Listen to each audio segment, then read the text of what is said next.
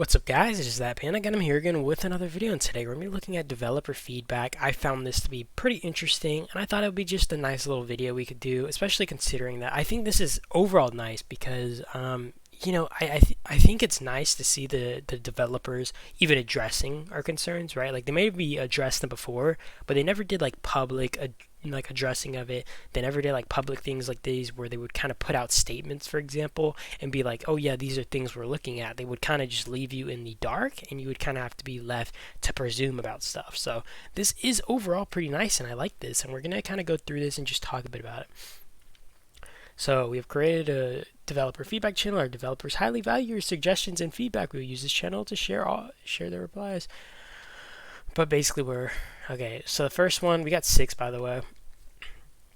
So I'm like out of breath. The first one, let players choose how many searches they want to do at the police station. I didn't know this was a problem or something that people ask for a lot, and maybe it is. I just never really heard of this one. But basically, when you're in the police station, you can only either search like one at a time or you can search all, which now I guess they're doing it to where you can search one at a time, you can search 10 at a time, or you can, search all at a time, which is, a little nice feature I guess they can add. I don't have really any problems about that. I have no qualms there.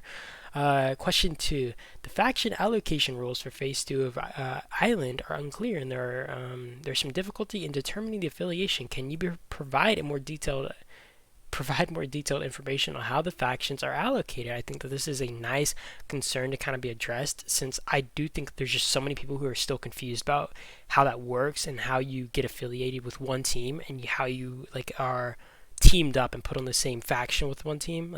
I've heard so many questions about this in the first island. I keep saying island raid, but in the first island and even the second island, right? Like there's just so many questions about that, and people are just so confused about how this works. So I do think that this can maybe address a few concerns. So we're going to read it out. Legions that capture each treasure city will be directly assigned to the corresponding faction, and when it says treasure city, I'm assuming that these refer to the level 7s. So if you capture a level 7 on the left or the right side of the map, for example, I'm pretty sure what it's going to do is it's going to 100% align you with that team. The only exception I find is what if one team just captures both level 7s? How's the faction matchmaking kind of going to work there?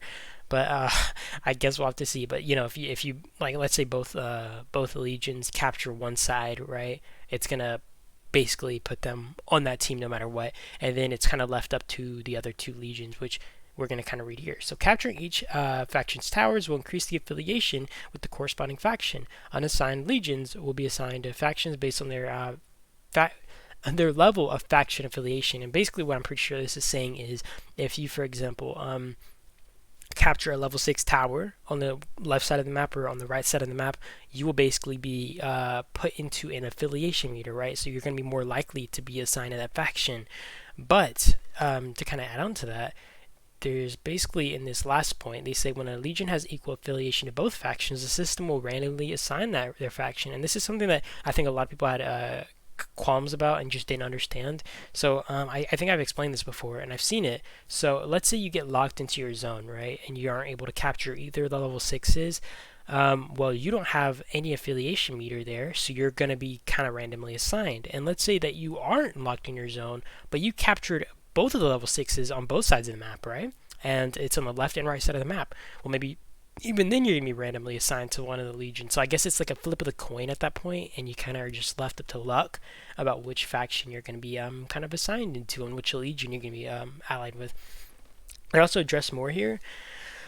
We have also noticed many concerns about the faction allocation mechanism. In the current island, we are considering introducing a brand new matchmaking mechanic. And by the way, when it says new matchmaking mechanic, I'm pretty sure that this isn't saying when you're for example, going into the event, right? Just who you're going to be allied, sorry, not who you're going to be allied with.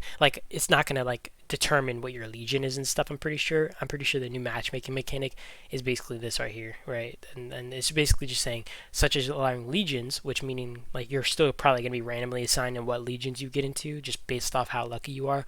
but it's going to allow for the legions to vote on what faction they want to be in before entering the map. And this is a really nice feature, I think. I think this would definitely solve a lot of problems, especially because I think one of the biggest concerns is how boring the event is for like the first few days, because there's no action, and you don't want to end up fighting your ally, right? And I feel like you also have to be very particular about what side of the map you might want to go on, etc., etc. So if you are able to choose what faction you want to go into, it would be interesting to me if maybe when like both legions could go for different treasure cities, right? And if one faction, for example, is strong enough, they could both take a level 7 treasure city, and then they won't actually have to split the rewards off, because a lot of the time one team actually has to take the shaft on this, and that's like a big shot in the foot.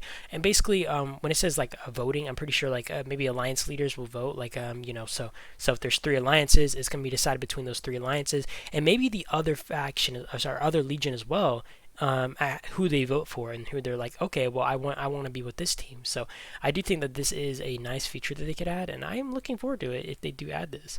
So Q3, they're like, make it impossible to attack allies from the same legion/faction in the island. I don't understand why they put legion here. I think there's no way you can attack the same legion already. I'm pretty sure they might have just put that there because I don't understand why they would put that there. That was just weird wording, maybe.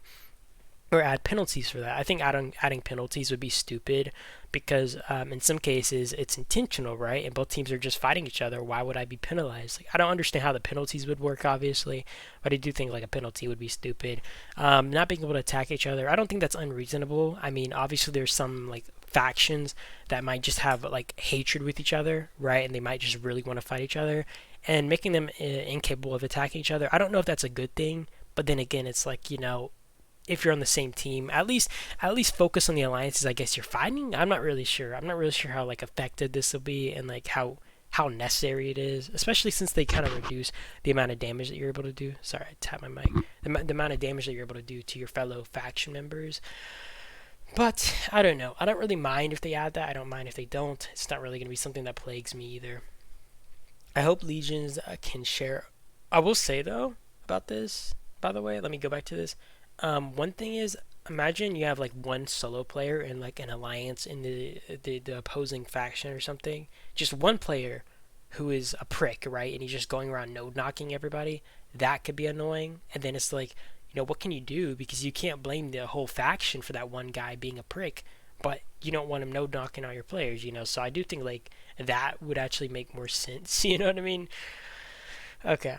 I hope legions can share alliance building materials in the island so that all R4s or R5s members can build towers. Otherwise, due to the time zone differences, some alliances have the resources but are not online, while others are online but do not have the resources.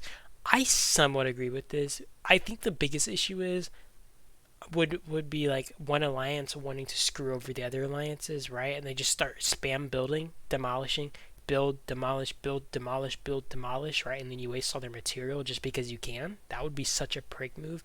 And I'm pretty sure people have already seen like some alliances backstabbing each other. So I don't think that this is like the best feature just because of stuff like that, unless they put like safety measures in there.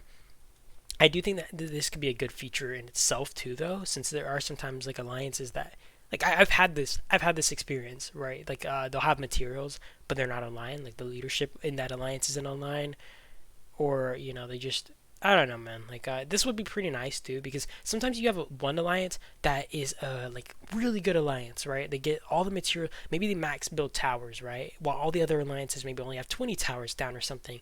This would be pretty nice at kind of pacing, right? Like you could have one alliance build 10 towers, next alliance build 10 towers, next alliance build 10 towers, next alliance build 10 towers, and this would be nice at kind of saving the amount of resources that you're actually having to use, since it is less expensive the less towers that you have, right? So I do think that would be a pretty nice feature for that reason, but I guess we'll kind of have to see how they maybe change or implement stuff.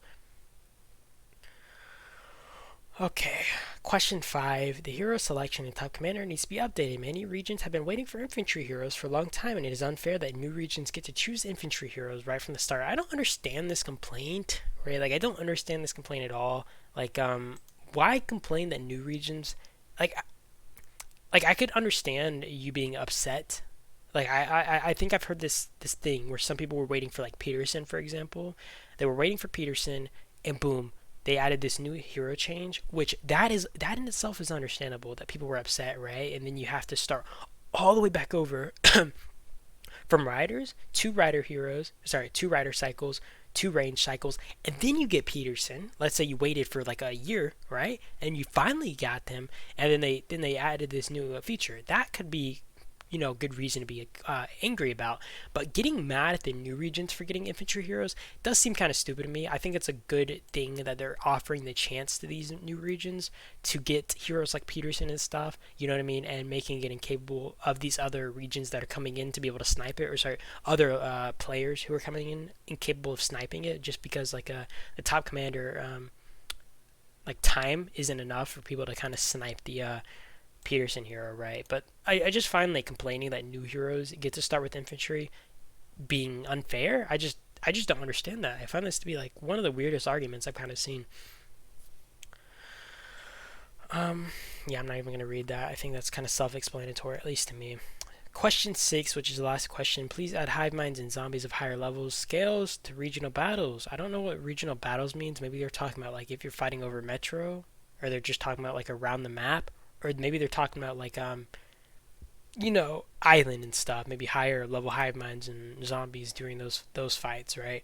I don't really find that to be an issue. I think having higher level hive minds or zombies in general is just a nice thing, right? You'll be able to probably get more resources and speed ups from zombies and all that. So they said we have incorporated this into our plans and are expecting it to go live in the first half of 2024. So that is pretty nice. They have plans to increase the zombie levels and stuff. I'm not sure if that's in home region or if that's just in cross region fights or what, but I guess we will see.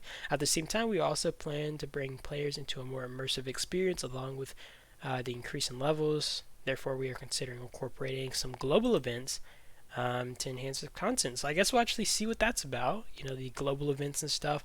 But yeah, that is about it to the video. I do appreciate you guys, as always, for watching. You guys give me your thoughts, if you guys are excited, if you guys are glad to hear this feedback, right? If you guys are just glad that they're kind of addressing these concerns. But I do appreciate you guys, as always, for watching. You guys have a great day or night, though, and I'll see you guys in the next video, and that is it.